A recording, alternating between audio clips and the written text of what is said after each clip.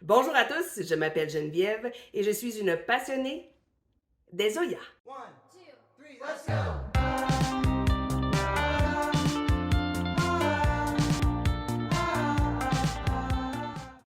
L'engrais. C'est donc compliqué, l'engrais. Il y a des centaines de produits, tous plus difficiles à comprendre les uns que les autres.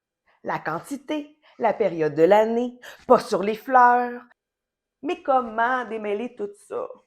Vous devez savoir que c'est le substrat dans lequel votre plante se développe qui les nourrit.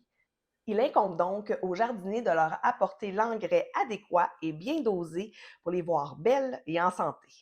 Pendant leur période de croissance, de mars à septembre, il faudra donner de l'engrais liquide à vos œillets à raison de 1 arrosage sur 2, donc environ aux 15 jours. Choisissez de préférence un engrais riche en potassium tel que les algues marines ou le stimulant.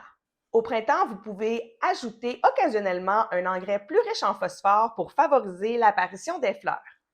Utilisez de préférence un engrais 5-10-5. 5-10-5. C'est quoi ça? Respirez, ce n'est vraiment pas compliqué. Je vais vous expliquer. Il s'agit tout simplement du pourcentage d'azote, de phosphore et de potassium contenu dans le produit. Prenons pour exemple l'engrais 5-10-5. Il contient 5 d'azote, 10 de phosphore et 5 de potassium, pour un total de 20 Le reste est composé d'éléments secondaires et d'oligo-éléments tels que le fer, le manganèse, le zinc, le cuivre et autres. Très important. La concentration d'azote doit être équivalente au moins à la concentration de potassium dans votre choix d'engrais. L'azote favorise la croissance des feuilles, des tiges et aide à la production de la chlorophylle. Mais il faut éviter le surplus d'azote. Ça provoque une croissance trop rapide, ce qui affaiblit considérablement votre plante.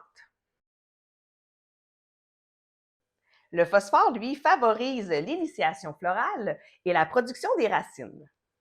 On applique un engrais riche en phosphore au moment de la plantation ou de la transplantation. Il est également important de l'appliquer à vos œillets tout au long de la saison.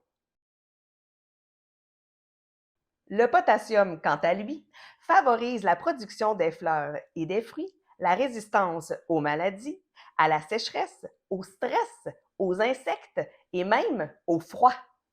OK, wow! On l'applique tout au long de la saison ainsi que vers la mi-septembre afin d'augmenter sa résistance en prévision de la période hivernale. Idéal également si votre plante semble en détresse. Une bonne cure d'eau de pleure de banane et hop, elle est souvent sauvée. Les œillets apprécient aussi la fertilisation foliaire. Bon, une autre affaire. Les engrais foliaires sont dilués dans l'eau et vaporisés directement sur les feuilles. Mais il est absolument nécessaire d'avoir une bonne ventilation pour éviter tout problème fongique.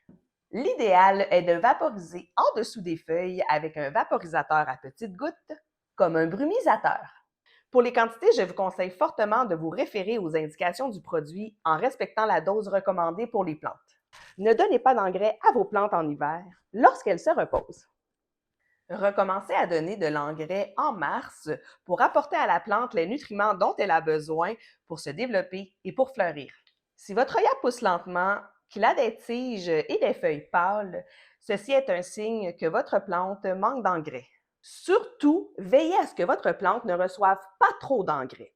Si les nouvelles feuilles de votre plante sont vertes foncées et petites, ou si vous remarquez que la distance séparant les feuilles sur la tige se raccourcit, c'est qu'il vous informe qu'il reçoit trop d'engrais.